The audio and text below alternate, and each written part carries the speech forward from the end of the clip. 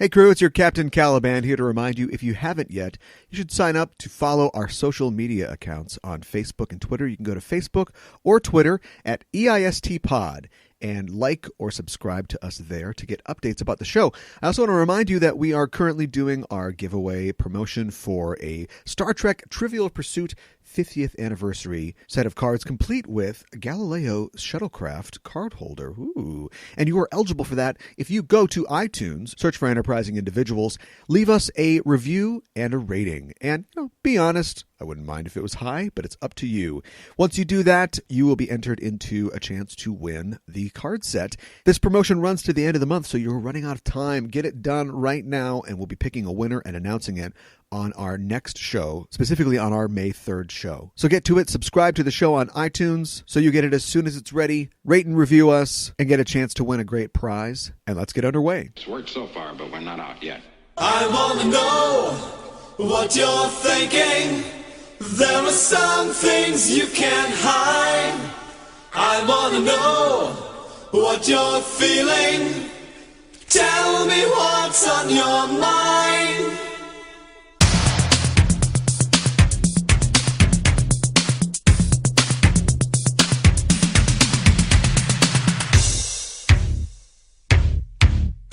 Pure energy.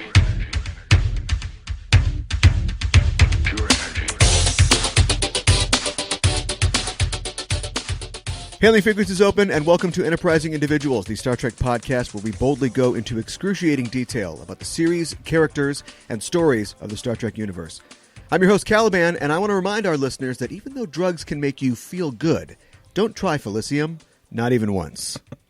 I'm joined on this episode by Garrick Dietze. Gary is a project manager by day and by night, an actor and director in the Twin Cities community. He's also a writer and columnist for Twin Cities Geek, a web magazine covering geek culture in the Twin Cities and the larger area of Minnesota. Gary, welcome to the show. Thank you. Well, glad to be here. Permission to come aboard granted. Today we'll be talking about Symbiosis, the 22nd episode of the first season of Star Trek The Next Generation.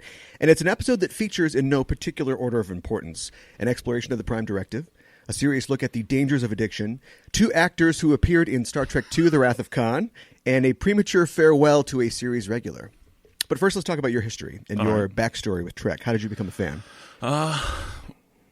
In the 80s, watching Saturday morning cartoons, and Star Trek, the original series, had hit syndication. Right. And I just fell in love with that troika, even though I didn't know what the word was when I was, 10. Right. But of Kirk, Spock, and McCoy. Yeah. And just loved it. And then got into this little magazine called Starlog in the late 80s. Yeah, sure. And all of a sudden they're, actually mid-80s, they're starting to talk about this new Star Trek. And I was like, what? And what struck me is there was one little cartoon in one of the magazines where they said, and the new Star Trek's going to have kids on the Enterprise. Oh, no. And it showed this little kid hitting the button for photon torpedoes. And I was like, and there's going to be Klingons and on the bridge. And I was like, I'm sold. I'm hooked. Sure, and sure. From then on, watched Next Gen every broadcast. Yeah. When it hit, and they really played the hell out of those old episodes in syndication too. I'm sure as a run up to the original show, series, but they did, but they were always on. Yeah. And that's the thing; it didn't do as well initial broadcast, but right. Then they realized, we have all these episodes that are just sitting here, and people were liking it. And in fact, if they had the money at the time, they were like, they might have kept going with the original series. Oh, sure, yeah. And I mean, now hindsight, they were like, why did we cancel this? Right, yeah. Well, I think also because the Nielsen's weren't really like a thing back then. And I think they sort of kind of got up and running like just after it sort of went off, and they did the data and they realized, oh crap, like everybody was watching this. But by then, they burned the sets or whatever. Yeah. I know that now at any time you can probably turn on MeTV or whatever and see Star Trek. But it was really exciting for me at the time to see when the old UHF stations, if we have to explain to our listeners what that even is. You're dating yourself there. Right, exactly. Would play those episodes at a certain time, and they'd have the little like bumpers in and out with like they play Rocket Man or something like that, and little fun things. But I remember being very excited about that, and also before, oh boy, I am dating myself now. Before Star Trek II came out, they had they played Space Seed a couple times, and they had interviews with all the actors involved. And they had to explain, like, if anyone... So there's this guy named Khan. Here's the whole setup, in case you don't remember. Which is so great about that movie is you don't need that backstory. Oh, no. They capture it Botany perfectly. Bay. Yeah, they just give it all to you. Well, we are talking about Symbiosis today. It is the 22nd episode of the first season of Star Trek The Next Generation. It first aired on the 18th of April in 1988. It was written by Robert Lewin, who is an executive producer and writer on the show.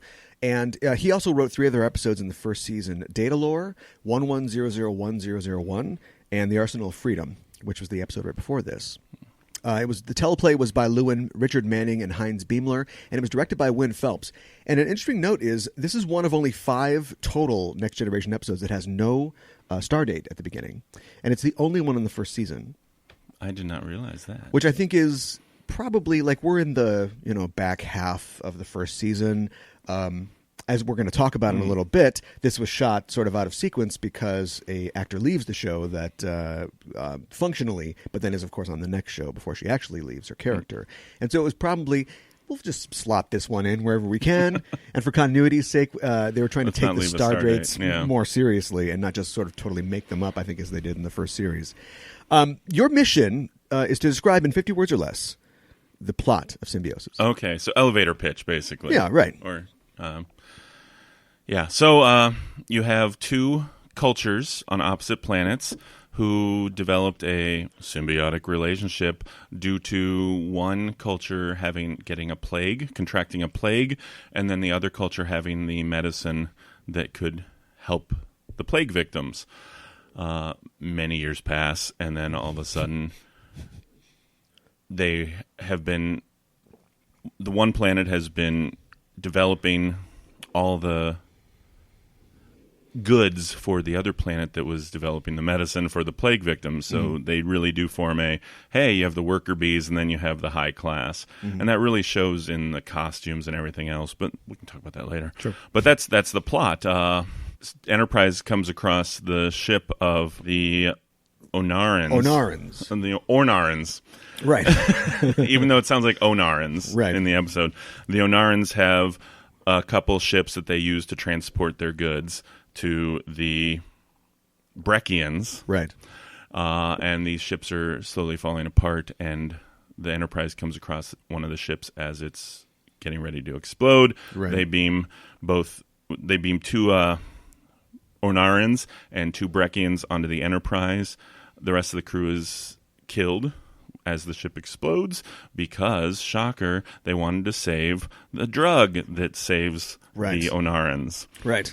And Picard and crew come across the Prime Directive on how much should we help them, because as the episode progresses, you find out that the Onarans don't really need the medicine anymore. They've become drug addicts to this medicine. Right.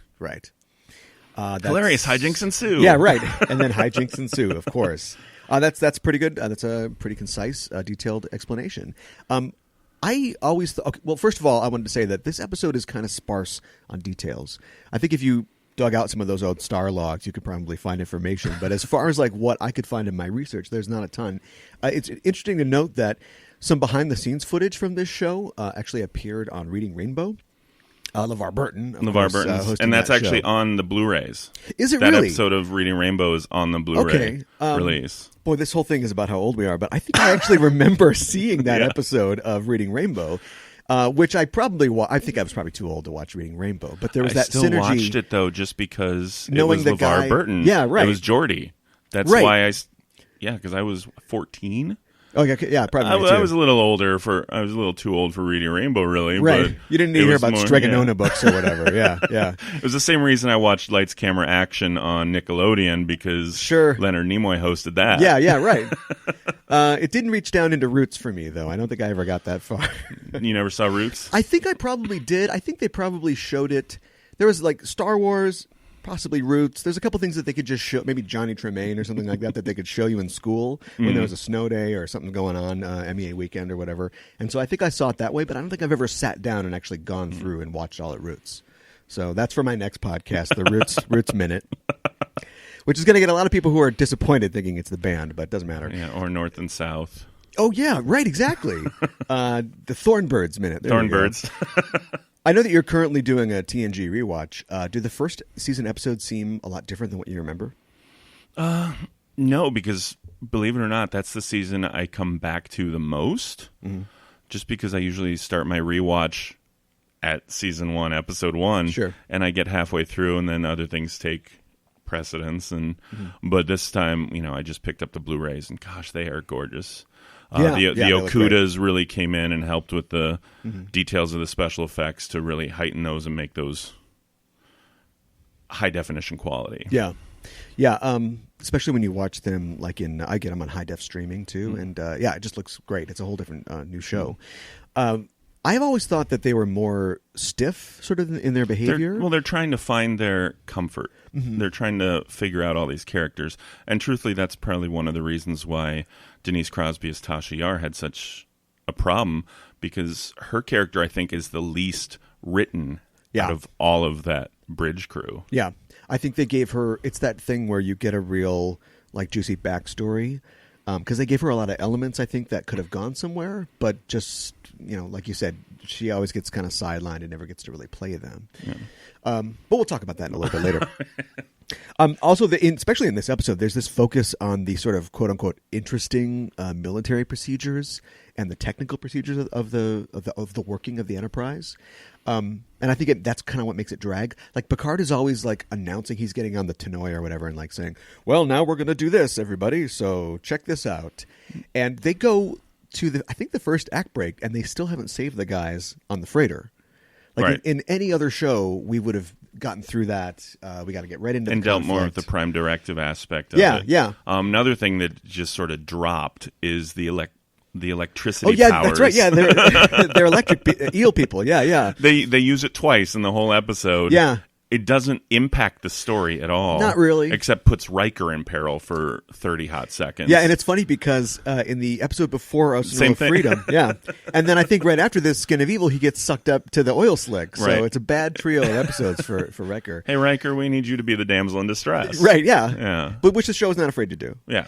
I always thought that was weird, but I thought it was cool because it was just sort of they're aliens. They got the chewing gum in their face, and then they also can do this. But as a 14-year-old, I thought the electricity powers were really cool. Oh, yeah, and I was cool. like, why can't they talk more about that? Going back to the episode, I'm much more taken with the Prime Directive aspect of the episode and how Picard says he's not going to break the Prime Directive, but he does. Inaction can still be action. Oh, yeah, definitely. Yeah, I mean, once you're sort of in the situation, you affect it. Well, let's talk about the episode's guest stars, Merritt Buttrick and Judson Scott in particular. The two big ones. Yeah. Who were both in Wrath of Khan. That's right. They played David Marcus, I guess now I was going to say David Kirk, but of course not. It's David Marcus. And then Joaquin, Khan's second-in-command. Which in the original release, he didn't get a name. I know, yeah. He didn't get credit. Yeah, and because he was still negotiating his contract. Yeah, the legend goes that his agent was trying to get him a bump, either in pay or just farther up on the cash sheet. And I guess it just didn't work out, and they went ahead with the film, and then he's not even credited, which is it's too bad. I think he does a great job. I think actually both great. of them do a great job in their respective roles in Wrath of Khan. Yeah, they're both great in Wrath of Khan. They're both good in this too. As like you said before, the Onarans and the Brekians, or as the costume department must have called them, the ABBA stand-ins and the space farmers. They have a very the dirty space farmers. Yes, right. And the one guy has space overalls, but it's not even a garment. It's just kind of sewn into his shirt, just to suggest a rustic sort of look to him. I just thought that was kind of interesting. They're the workers. Yeah, right. They're the workers. We get that. And they have a relationship, these two races, that is described as symbiosis. The title of the episode would seem to suggest that it is, but it's more akin to parasitism, I would think, because it's very harmful to, or at least not as beneficial to Well, I think it one. started out symbiotically, and then it morphed. Yeah. Because the plague, I think, if I recall correctly, happened 200-some years before. Yeah, that's what they said, yeah. Yeah. And there's a suggestion, too, it also once like I like this episode. I wouldn't say that it drags, but it's definitely deliberately paced. And whether or not you've seen it before, or whether or not you even sort of twig to what's happening in terms of the transaction between the Onarans and the Breckins, they take their time getting there. But then once they get to the reveal, suddenly everybody seems to know everything. And Picard's like, there we go, the other shoe's dropped. And then Crusher has this realization, oh, wait, you guys, the Breckins, had the plague too, but they realized what the Felicium, the medicine that we're talking about here, the drug, the properties of it, and so they cured themselves without getting hooked on it, and then decided to use. We like this whole not working thing. Yeah, it seems all right, which is kind of a leap of logic, but I guess we're supposed to take it as like that's what actually happened in this case. Yeah, I just wanted to mention Merrick Buttrick. Or first of all, Judson Scott has played a couple different roles. I mean, he was Joaquin. He was also in a Voyager episode, I think, as well as a heavily makeup. Yeah. And of course, this is Merrick Buttrick's last appearance in Star Trek. He died not soon after this from AIDS related. From AIDS. Mm-hmm. And as far as I understand, one of the reasons he got the role was his connection to the production and to Paramount and Star Trek, but also because he was unable to get like insurance at the time. Yeah. And so it was kind of a way to sort of help him like get some money and get some support there, which is nice. But it's a tragic story about him. I'm trying to think of anything that I know that he was in a couple TV things. Yeah, but nothing really major. I think people would know him from Star Trek 2 and Star Trek 3. Star Trek 3 as well, yeah. And then this episode, if they want to remember this episode, I think he does a great job in this episode. Yeah. The opposite, the secondary characters for the two sides don't really have much to do. There's I mean, just you're an actor. There's less kind of going on sort of with them. Even though they're background filler, yeah, they're to help continue setting the mood. The female Breckian certainly has a lot of lines, probably an equal share to the other guy whose name I just forgot. She's so trying to just she's play the sex appeal card. And yeah, right. And I also like this sort of customer service representative kind of vibe that they have, where it's like, well, I'm sorry that I can't. Is there anything else I can help you with today? I'm sorry. Richard Lineback plays the other Onaran, and it's Kimberly Farr. Kimberly Farr. There you go. Yeah, and her sort of her kind of officiousness that just kind of makes you want to smack her is I think what she really brings to the role, because they have this, you see the evolution even if you don't understand kind of what their drug dealer relationship to the Onarans, you see them kind of changing their strategy as they go, because at first it's like, oh, I'm sorry, we're going to need a bunch of goods from you, and then it's like, okay, give these two guys their thing so they don't like start to freak out. And then later on, they're like, you know what? This one's on us. Yeah, you don't want to, because we don't want to lose our customers. Right? Yeah, right. But I think one thing that Merrick Buttrick, especially in all the Star Treks, he's a little too good at playing the victim. Oh, definitely, yeah. that hurt sort of puppy dog. That hurt, yeah. And Judson Scott, same thing. Good at playing the little more snide. Yeah. And you can see him contemplating, like, we might actually lose this here. We should probably change our tack. Well, let's talk about that kind of weird relationship that's going on. I think the theme that's being beat into us in this episode is that drugs are bad. Which was a very special episode of the Next Generation. It is from a very special and if you're decade. An 80s kid, you got that in every show. Oh, yeah. So, looking back on it, a lot of people complain about the drugs are bad message. Right. But as an 80s kid, you're inundated with that. You were just like, yep, got it.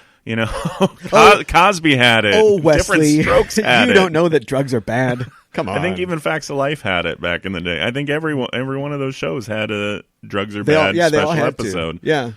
It's funny how, it's interesting how the Onarans' behavior, especially when they get their dose of the medicine, it's just heavily coded as drug use, and they're just like, yeah, come on, man, I need it. Oh, I get it. Yeah. Oh, it feels so good. And then they do that like long 15-second push in on Crusher where she's like, these guys are junkies. And she gets really mad. The rest of the second half of the episode is her just completely indignant that these people are suffering and being taken advantage of like this. But I think it's a great way to set up Picard's mental gymnastics on how he goes about solving problems, because they still haven't quite worked that out in season 1. Yeah, and because he'll be doing the same thing, Yeah. being indignant in later seasons. Yeah, but you see Crusher saying, "No, this is bad. We got to interfere," and Picard's like, "I want to, but." How do we get around the Prime Directive? Which is so funny because there's some episodes that pay a lot of attention to Prime Directive, and then others like, well, 5 episodes ago you were paying attention. Now it's out the window. Yeah. This episode was written after the executive producer Maurice Hurley had been working on Miami Vice, and he was credited for adding the sort of narcotic element to the episode. And also, I saw an interview or a quote by him where he basically forced them to do the whole like scene with Wesley, the after school special, it is very after school special, but at the same time, I think it gives an interesting take on Tasha Yar's character. Oh, certainly. I think that's the first mention of the rape gangs. Oh yeah, there's that's kind of one of my crackpot theories. That's not necessarily crackpot for the episode, that Tasha was doing drugs on her home planet, right? I mean, without saying it in the middle of a 80s "just say no" speech. I mean, that's what they're implying. And she implies it when saying some people had to do drugs just to get out of the hell that their lives were. Yeah, right. And the subtext is totally there that I was one of those people, right? But I was able to climb my way out and join Starfleet, and that's what saved me. Yeah. I think it shows in her behavior, too.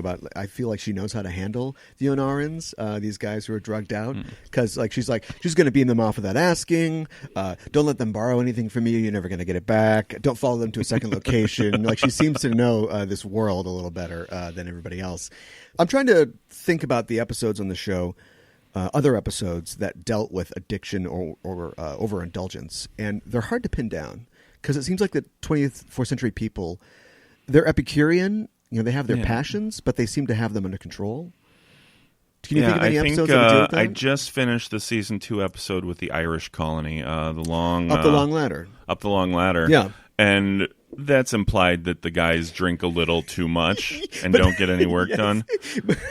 But I think that's more of like an Irish stereotype more than anything. Because the guy's like, oh, give me some of that. Just a wee nip. Yeah. Right. But what's funny is that is sort of implied that Picard solves the problem by having those two civilizations become symbiotic with each other, because one has the clones that are degrading, right, and the other has all these bountiful Irish lasses that right. Yeah. Just off the top of my head, I think Hollow Pursuits, the Barclay episode where he is retreating into the holodeck and as kind of addicted, I guess, to the holodeck. I always thought there was, and maybe I'm blanking on different series, but I always thought there was a really good episode that they never did about somebody who can't exist or has to keep going back to the holodeck. I want to feel like there was a Paris episode in Voyager. Sure, yeah. But it's been a number of years since I went through the Voyager series. And then certainly Paris just seems like the guy who'd get addicted he would be the to guy, something. Yeah. If that doesn't exist, I totally believed you. And then of course the game, the Ashley Judd episode where they all get the little game that they're playing. Do you think that a society like the Federation in the 24th century, with their high-mindedness and their synthahol and all these solutions to these kind of addiction problems that we have, would they have these problems with addiction? Would they have to deal with this sort of thing? I think they do, but at the same time, they rely a lot more on counselors. Certainly, yeah. Having a counselor on the bridge of the Enterprise, even though, truthfully, for the first couple seasons, all she does is, I sense something, Captain. Yeah, and in this one, and that's another thing. I'm glad Marina Sirtis stuck it out, because if she had just based it on what they were doing with her character in the first couple seasons, that's got to get boring. And she was originally, she read for Yar. Vice versa, yeah. And the other way around. So I don't know if maybe Denise Crosby was looking I wish I could say how the crew is feeling right now. That's way better than what I'm doing. Well, and Denise Crosby, I think you can see her frustration too, because she's supposed to be the security officer, but they're relying on Worf, who's standing right next to her the entire time, as this big presence. Right. So then there's a couple episodes where they play with the, I just want to be beautiful. Right, yeah. And there's got to be more to her character than that. And then this is the episode, unfortunately, where we get a little more of her backstory, and you're like, oh, I wish they had been able to develop that more. Yeah. And then they do when she comes back. Yeah. And also when she is already gone, like they have the episode with her sister and all that, where they kind of delve into what her background, her world was like. I'm just surprised that as such a socially conscious show that they didn't, and this might be a side effect of the whole 80s Just Say No culture, that they didn't explore it a little more. Sure, the Federation's got everything going. They're doing fine, which is why you get to bring these other societies in. Then you can look at their problems, which are our problems. Yeah. But they never really attacked it. This is pretty much the only episode I can think of where they tried to attack it like this. But what struck me is, switching gears to the Prime Directive. Let's do it. And the Prime Directive is, hey, we're not going to get involved, especially with pre-warp civilizations. The Onarans have warp capabilities in their ship. Mm-hmm.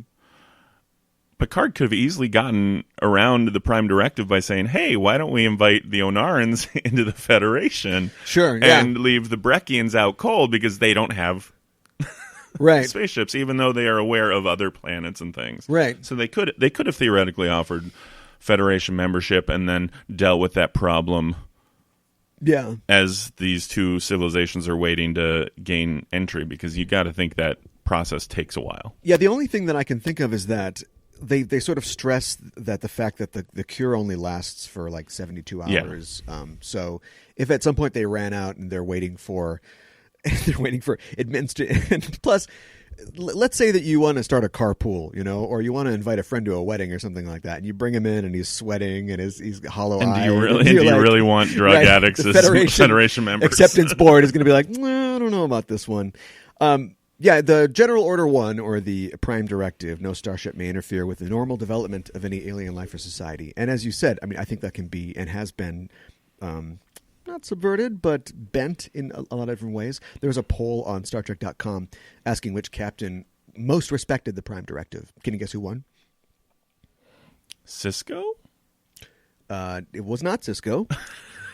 He was third of 5. It was Picard. Overwhelmingly at about 65%. I think that's perception, though.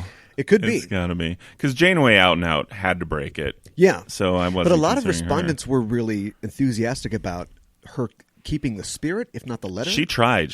I think she tried. Kirk, right out the window.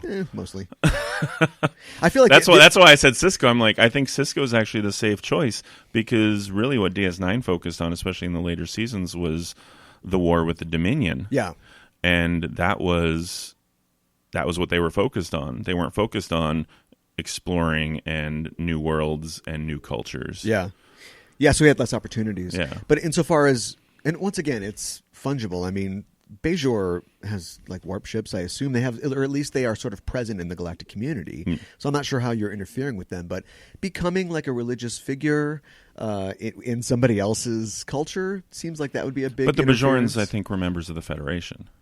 I don't. Is that true? Because if they were, then the Federation would have to come right in and. Because I think so. Because I would have assumed with Major Kira having a strong role on DS9. But I thought it was a sort of a thing like U.S. bases in Japan, like an occupying force leaves or a war ends, and then we have like installations there, and so we are mediators and we help out. We're helping out with the consent and will of the Bajorans, so I don't think the Prime Directive would be as integral. That's there true, because the Bajorans are saying, hey, we are asking for help. Yeah. We are aware of you. Yeah. We're aware of technology. Yeah. So whether they're members of the Federation or not, I think.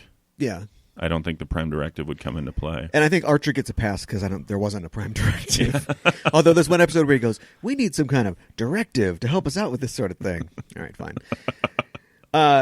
It's quite an undertaking that Starfleet has set out for itself to explore everything and yet affect nothing. Which is almost laughably implausible, especially from the perspective of like Heisenberg.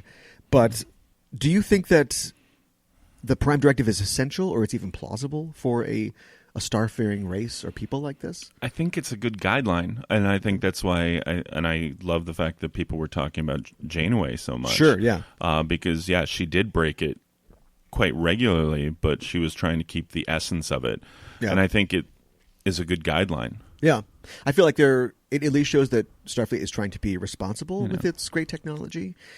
Even when it seems like they only brought it up in the original series when Kirk was about to break it really bad, but they're trying to stop themselves from playing God as much as they can. And as we see in this episode, they are a compassionate organization, and you run into these situations where breaking it would mean, you'd be helping somebody, but you'd be violating your principles, which if they apply once, they have to apply all the time, theoretically. But there's another episode I just finished in season 2 where Geordi gets kidnapped by the not smart guys. Oh, the Packlids. Yeah, right. They're not members of the Federation. No. But the Enterprise goes out of its way to help. Sure. Or theoretically try to help these guys. Yeah. Wouldn't that also be breaking the Prime Directive? I guess. I think that... Or is it also because they're aware of Starfleet and aware of... They're spacefaring. They're spacefaring. That cry for help, I think, is an important aspect. Answering a distress call, or in the episode Pen Pals, where Data helps breaks. Nikki Cox Yeah. saves her planet. Yeah, but even then it's so lawyeristic because Captain Picard is literally ready to turn the radio off and just doom an entire planet, and the girl says, "Please help me," and then he's like, "Oh, well, she's asking for help now." Well, clearly it was implicit before, wasn't it? I mean, if she had known that godlike aliens Data for could help, right? Yeah. But because they didn't have warp or spacefaring, I guess Right. that's the key. You have to be spacefaring. Yeah. Which I don't think is actually in the Prime Directive, but that's what's implied, I think, in a lot definitely, of episodes. Yeah. And I think in one episode they say there's by the time of DS9 or Voyager, there's 47 different subsets of when you can and can't react. Yeah. And it reminds me of RoboCop 2, where he gets 200 directives and he's so screwed up in the head that he can't even act. Taking this to its farthest extent, I think it's almost kind of like a reverse kill baby Hitler question. Mm-hmm. Because if you could go back in time, or kill baby Hitler, but is killing a child the right price to pay to save everybody from dying in World War II? This is kind of looking forward, what if we save Nikki Cox's planet, but then they go on to start a war, or they're just horrible space racists or something like that? And it's how much... Space racists. Space racists, yeah. They should totally have that somewhere. Yeah, I think it's going to be in Discovery coming up.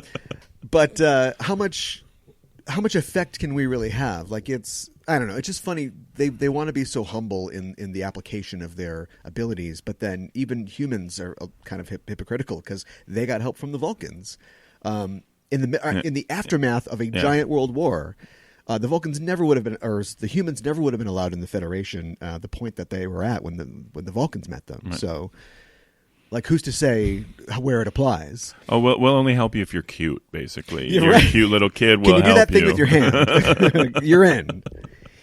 Do you approve of Picard's solution in the episode? I do. I think it was thinking outside the box, and when I first saw it, I was like, "Oh, that's a great way to solve that problem." Yeah.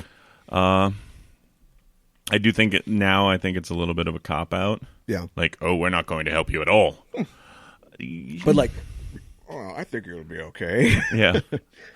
Because now I'm thinking, why couldn't they have offered them membership? Or certainly, or they could have done anything. They could have, they could have synthesized the Felicium without the Breakins knowing, without the side effects. Or they could have said, if the freighter had blown up 10 minutes before they got there, and they're like, "What's going on here?" and then they found out what the situation was, they could have offered a palliative to the Onarans, this is a planet suffering under something. Oh, you've got some kind of trade thing? Oh, we don't want to hear that. It'd just be another episode. Or they could have just said, "No, it's a drug. You don't need it." Yeah, they could have. They could have. But we do get that sort of Picard tough dad, kind of tough love syndrome thing in this episode, though, because you mentioned before it's the difference between Crusher's reaction and his reaction, and we even get one of those great parked turbo lift scenes, where it's halt, and then we're going to pace around, and I think smallpox blankets, are mentioned, and that sort of thing, and how we have to be careful of our effects. But I have to think that they're there had to be some way around it. Just write on the canister, like, guys, this is a drug. Don't take it. You'll get over it. Also, I think there's a degree of like arrogance. Certainly. Well, it's like, what do they think the outcome is going to be? Yeah, what's the worst that could happen? Because in the solution presented, he's not going to help them, which means he's effectively destroying their space technology. Yeah. So that means after this shipment is done, that's it. That's it. It's gone. Yeah. So they're going to have to go through the withdrawal. Oh, there's going to be a societal upheaval. Yeah. Yeah. And Anyways. Is that more harmful than them just going, look, okay, we got it. Look, let me tell you. Yeah. You're addicted.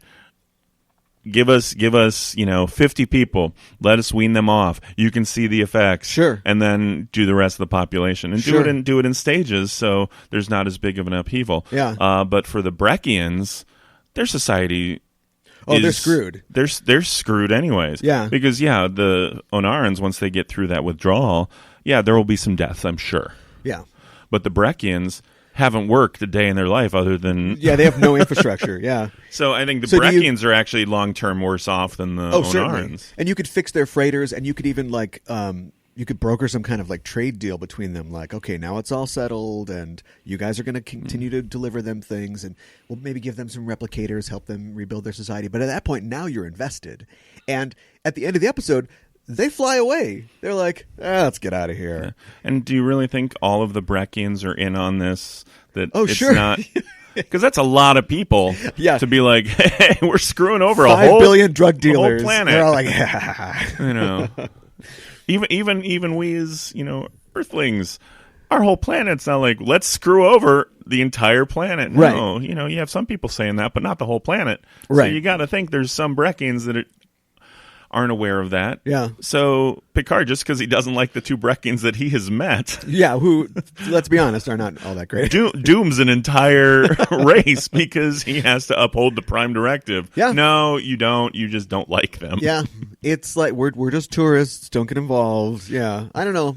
This question comes up and it makes me question how I feel about the Prime Directive, but it probably is the best way to travel through the universe, I guess. Otherwise, every episode it becomes an entire series where we stop off and now we have to help rehabilitate 2 planets. That's not a fun show. It's called DS9. I like DS9. I love it too. This is kind of a short on comedy. This episode, there's not a lot. I think my favorite sort of comedic bits are definitely the beginning parts where they're trying to help out the spaced out. It's like the mystery machine broke down in space, and they're trying to help them change the tire or something like that. They're giving them the coils and everything. They're like, you're going to burn up. We're going to tow you out of orbit. And they're like, oh, that's great. Cool. Thanks a lot. Yeah. And where would I put that? Yeah. Okay. That goes where exactly? Did you have any parts that you enjoyed comedically? I think the episode itself is short on that. Yeah. But what does make me smile is the Denise Crosby breaking character at the end. Oh, yes. And now we can totally segueing back. Let's talk about it. Yeah. So this was the last episode she filmed. Right. Knew that she was dying. Mm-hmm. Her character was going to be killed off, which was her choice. But at the end of the episode, Picard and Crusher are having their final little head-to-head about, I've done the right thing. Yes, you have, Jean-Luc. You're perfect. Right. And they're leaving the cargo bay. And as the doors are closing, you can in the background, and I didn't see it the first 3-4 times I watched it. Right. On subsequent viewings, now once you see it, you can't unsee it. Yeah. Denise Crosby jumps into camera as the doors are closing and just does a little wave. Right. Yeah. Like bye. Yep. And it's not Tasha. It's totally not the character of Tasha. Oh, and that's sure. Denise Crosby. Yeah. And the fact that got through. But yeah. Well, I actually read that the director was cool with it. Like it was, I don't know if it was his idea, but he's like, yeah, this is great. It's her last scene on her very last day on the set, and I'm sure they went to the wrap party after that, and that was it. But yeah, it's a nice little touch. Let's talk about Yar. Originally, as we said before, it's nice that she left on good terms with the show. Right. She was supposed to, or she read for the role of Troy, and Marina Sirtis read for Yar, which have been very different. I heard that Yar was originally based, she was called Macha Hernandez, and she was based on Vasquez from Aliens. Supposed to have that sort of... That gruff... Yeah, kind of tough chick sort of vibe. I can run with the boys. Yeah. And I think that's there. You mentioned before how it's tough when you've got... She's supposed to be the security officer and at Tactical, and you've got Worf right behind her. And they didn't know that he was going to promote into that role when she left, but it kind of seems like it's waiting in the wings. Although she never got knocked on her ass as much as Worf did. And I really like the character of Yar, and I like the show that we got, but I have to wonder and speculate about what we could have got if she was allowed to continue. If she had stuck it out like Marina Sirtis did. And... Yeah, because I like they clearly had this idea in mind of a character that could be feminine and tough at the same time. Not always integrated very well episode to episode, but somebody who was very good at her job, who had a tough childhood and background, but had risen above it, and yet wasn't afraid to be feminine, be romantic, to express opinions. Yes, exactly. Yeah, often contrary to the popular opinion, right. And was able to. She could kind of give Riker his own back a little bit, and maybe she was just too tough, too good for the show. Like maybe there was no place for that character. Maybe we needed. She was too rounded. I think it was just where they had a backstory, but they didn't know where they wanted to take her. Yeah. And I think first season they didn't know where they wanted to take a lot of the characters, but I think out of the 7 main characters, she was the 7th. Yeah. She was the last one that got consideration. Because I think as they started to write for Data, they were like, oh, Data's fun to write. Right. They got Riker, who, he's the ladies' man, and he's the one that goes on the planet-side adventures. He's fun to write. Sure. Geordi is, we don't quite know what to do with Geordi, but he's blind. He's the blind guy. It's fun to write. He's got trouble with women. Wesley's the kid.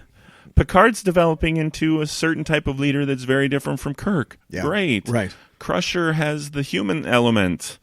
Great. Worf has the big brash character. Yeah. What do we do with Tasha? They didn't know. Yeah. And yeah, it would have been really interesting to see where she went. And I'm glad that she did get to come back in subsequent episodes as herself, and then as her Romulan daughter. Yeah. From another universe, or she was. It's time travel. Temporal Prime Directive. Yeah, right. Yeah, get into that. That's the next show. But they got to expand on the Tasha character by retrofitting Tasha in the time travel episode, and then her daughter, half Romulan daughter. Yeah. And they were able to develop this really interesting character. Can you envision a show that kept Tasha Yar around? What do you think it would look like? She and Data could have started dating. Yeah. And I think that's one of the touching aspects of the next episode where she actually gets killed off. Right. And even Measure of a Man, when he's put on trial, and they said, why do you have this hollow projection of Tasha Yar? And he's like, that's personal. I can't talk about it. Right, yeah.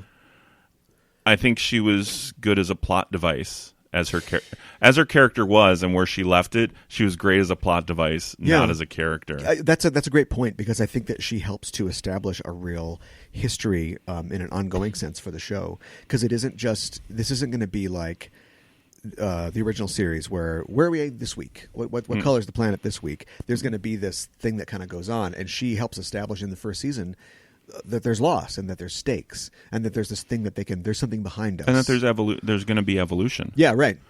Which you didn't get in the original series. Not really. But you mentioned it at the start of this episode that stardates. Right. They started to pay more attention to stardates to show that there was a progression. Right. Yeah. And to show that we're not watching these episodes willy-nilly. Right, yeah. I don't think it helped her that she was in probably one of the worst episodes in season 1 as the focal character. Which one? Do you want to guess what you think? Code of Honor? That's the That's the Black Planet. The Black Planet. Yeah. The stereotypically racist Black Planet. Yeah. And that's not a good episode. No one has picked that. I'm not sure we'll ever do that. Maybe we'll But that's have why Symbiosis, even with its, drugs are bad message, still beats that episode. Oh, sure, certainly, yeah. But she was put into the damsel in distress, but then she's like, no, I'm not going to take that position. And that's one of the great things about that episode, if you can take any good things out of that episode, right. was she's like, no, I'm going to fight because that's what I do. Yeah. That's what I was forced to do growing up. Yeah. And it's like, if they'd had a better way to I don't know how to fix coat that at all. I think that she's a person that you'd want to know or have on your team, but maybe is tough to write for. She's maybe not a great character for the show. As we wrap up here, did you have any final thoughts about the episode? Do you like the episode? I do like the episode. I picked it. I was like, I want to talk about it. There's so much there. It's Denise Crosby's last filmed episode, which gets you to talk about Tasha Yar, who is underserved when people talk about Next Gen. Yeah. And then you have the Wrath of Khan folks. Right, yeah, right. It's just fun. But I think this does start to develop Picard and his outlook. Yeah. That you definitely see in future seasons and episodes on how he problem solves. Yeah. I like it too. It's fairly simplistic. There's not even a B plot. Any other episode in any later season, we'd have Miles and Keiko would be doing something, or Data would be playing the violin, or there'd be some other thing. And it's pretty much just this one plot all the way through. In fact, they even have to kind of stretch it, I think, to make it a full hour. But which I think is why, let's put a couple scenes in where they have electricity powers. Right, yeah, exactly. Yeah. Because they don't serve any purpose. Sure. But just as far as laying the base and the groundwork of what the kind of things that we're going to explore in the show coming up as it goes on, whether or not they knew that they were really doing that, I think it really serves that well. I agree. Yeah. And it's like, you're doing a rewatch right now. Some of those second season episodes are pretty rough, but this is one of those kind of rocks that you can cling to in the tempest of the early seasons. Or there's more good to outweigh the negative aspects of the episode. Certainly. Let's talk My Space Dad Can Beat Up Your Space Dad. Who is your favorite captain and why? Oh, that's so tough. Because I do like all of them, but they're so different. Oh, sure. Yeah. I stand by. I'll go Sisko because nobody ever picked Sisko. Okay, all right. Just because he stuck to his guns, he had a chip on his shoulder. Yeah. And that chip slowly goes away as that show progresses, and that's a great thing to watch Avery Brooks do. Yeah. He certainly develops, I think, the most out of all the captains. We see him progress from this broken widower, to like the savior of a people in the Federation. So, and I like that. Janeway, I think, is Janeway from start to finish. I don't see her character evolving. I think she's a fun character to watch. Yeah. I like how she deals with situations, and I think it's similar to Yar in that she has all these qualities that are really admirable right away and continues to have them, and they get her through her whole thing. So that brings me to a question that I'm just wondering now, looking at Yar and Janeway. Does this show have a problem writing women, or writing women as well? Does it give them all these, they have all these great qualities, but then as characters, it doesn't fully explore them as well as it could? Because you talked, I think Crusher was the last person you mentioned, and she doesn't really have any development in terms of. No, they try with the Irish Ghost episode. Yeah, in the candle. Yeah. But I think Next Gen had some problems with female characters for sure. Yeah. But I just think at that time, having 3 lead female characters who are individuals and not beholden to men as plot devices as much. Right. They hold their own, which I think is very admirable, coming from Uhura was there in the original series, but she was definitely a background character. She didn't do a lot. She didn't affect plot a lot. Mm-hmm. The Next Gen females definitely do affect plot. Then you get DS9, which you have B'Elanna. No, not that's Voyager. You have Major Kira, who I think is a great character. Yeah.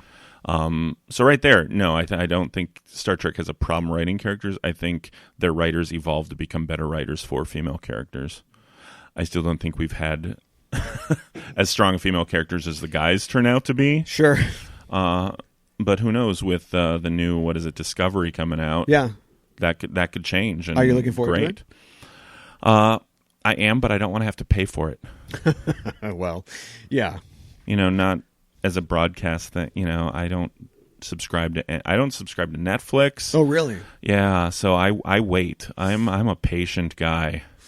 Well, I'd have to mention that Paramount would definitely bundle them together for a disc set or something like that. Oh, and I'll pick it up when that happens. Sure. Because I'm a huge film and TV show collector. Yeah. But I don't need to be the first adopter. I'm old enough now, and that's personal preference. Sure. I tend to wait 2-3 years before I get into something now. Yeah. Wait till it's out and it's developed a little bit of steam. That's prudent of you. And here's the thing. I'm not losing any quality time. There's still tons of films and TV shows out there from the past that I can watch and fill my time with. Yeah. So I miss some water cooler moments around the office, and I have to be a little more wary of spoilers on the internet. But at the same time, if a spoiler is going to ruin a show for you, maybe it's not that well written of a show. Right. Yeah. Like Game of Thrones, so many spoilers over the past 5-6 seasons now, right? 6, yeah. Yeah. But you can know what those spoilers are and still watch the show and have it be an amazing show. Sure. That was my thing with Westworld, which I think is a great show, but they have this twist, which everybody guessed, and I don't know if you're watching the show or not, so I won't say anything. I don't have HBO either. Oh, okay. Well, is that HBO? Yeah, it's HBO. They have this twist that the entire internet I figured just out. finished True Blood, just so. Oh, okay. All right. That's where we are. Okay. And The Wire. And I think that the show works fine without the twist, but I feel like they feel chagrined that people figured it out. And I just don't. You've got so many people who are so smart now. You've educated them in watching TV with your great TV. Who cares? You're right about. I don't. There's this thing about twists and spoilers and all that we're so focused on, especially in Western culture. And it's like it should be able to survive without that. And if it can't, then what do you got? It should be able to if it's good and quality. Yeah. It should be able to survive going back and rewatching. Yeah, absolutely. Good book, a great book. What are you going to do? Burn it when you're done? Yeah, no. If you really love it and think it's a great piece of literature, you're going to probably want to reread it. Sure.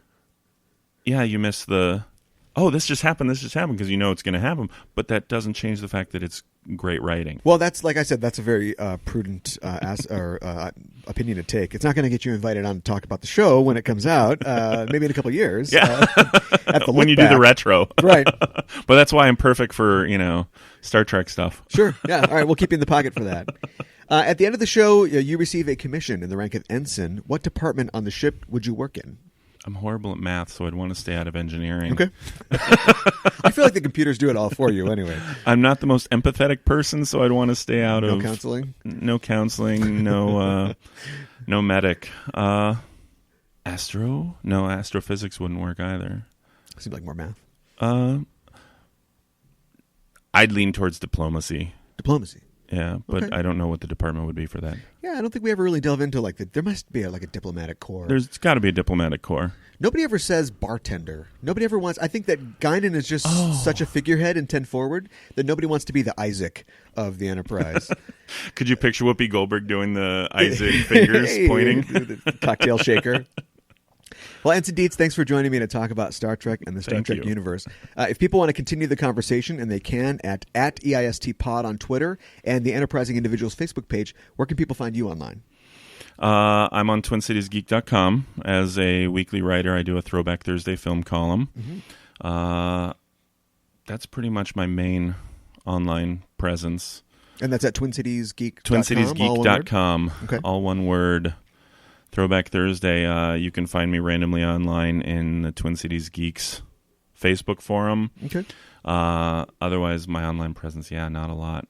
I try to get out in the real world a little bit more, or stay at home just watching TV. You let your work speak for you. I try to. Okay, good. Well, thanks again for joining me. Thank you. We are signing off until the next mission. Hailing frequencies closed.